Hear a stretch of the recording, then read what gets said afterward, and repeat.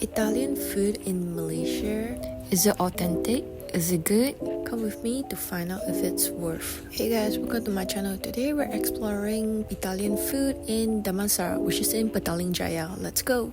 My friends brought me here for a birthday celebration. I was so curious on the food that I went in for the second time.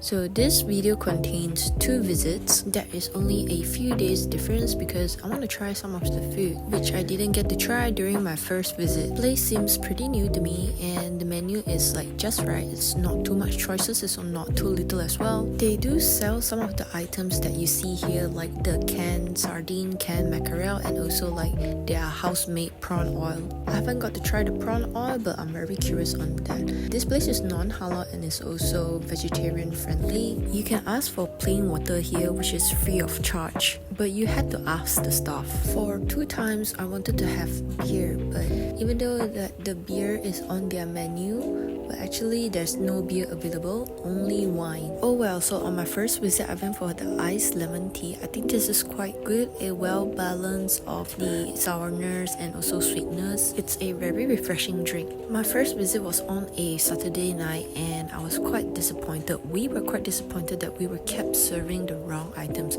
We didn't actually order this. Parma pizza tastes good, but they wanted to charge us extra because they gave us the wrong order and they were asking if we still want our 4 cheese pizza, which they will charge as well if we say yes to that. Luckily we asked them because the staff won't tell you until you ask them. I mean, the service is not up to par then, I guess, because you mess up our order and expect us to pay more. They were friendly, but this is just unprofessional. I really like this al limone fettuccine lemon pasta with olives, capers and chili. Yeah, there's no meat in this because even though the menu says it was recommended for you to add sardines or mackerel, right, it also wasn't listed in the menu. You had to pay extra for it, and again we had to ask. The staff won't tell you about it. We went for this carbonara with guanciale. It's a traditional style without cream and it's only using egg yolk. It tastes not bad, not too salty. The spam and bacon pasta is also decent. It's aglio olio style, seasoned well. I think this is more salty compared to the carbonara. A lot of garlic makes it really flavorful. The Spanish ribs was cooked well.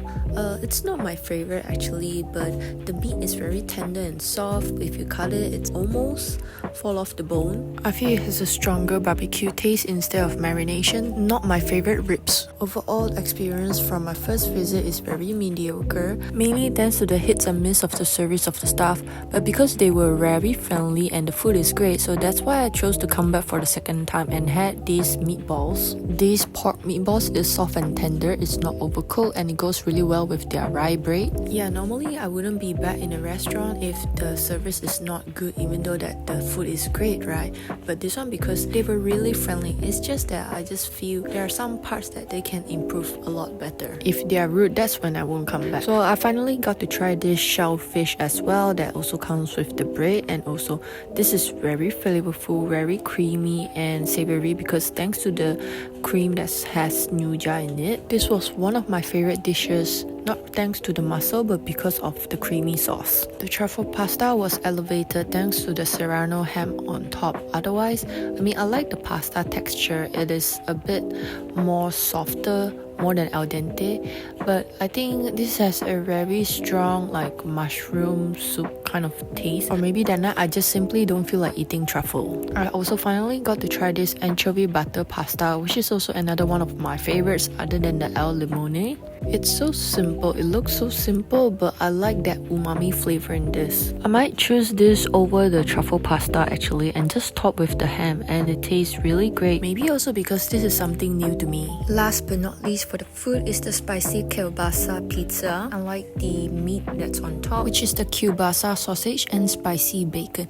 So kielbasa is like a smoked sausage normally made from pork or a combination of meat. It's seasoned with garlic, black pepper and other herbs. It has a very nice flavor, stronger flavor towards it. A more smoky, garlicky and savory taste. Pizza dough was very soft, just like how I like it. So generally, I really like the pizza and pastas that we had here. Second time that I ate was a much more pleasant experience because they didn't didn't mess up our order, and they were still as friendly as the first time, which is important. Actually, the very friendly service is what drives me to come back here, even though the slight miss up in the first time. The second time I also had this Wonder Brew kombucha. It's pineapple lavender flavor, quite interesting. This is not made in-house, but you can get it also, I think, in Jaya Grocer, which is like a supermarket. The kitchen is open concept, so you can actually see what they're doing there. It's not big, so generally I really like the food here, and mainly is the service is good, which is what is important, that drives me to come back. I'd say it's worth a visit.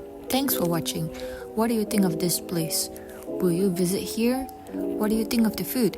If you'd like to see more food hunt videos like this, please like and subscribe and hit that notification bell. See you next time.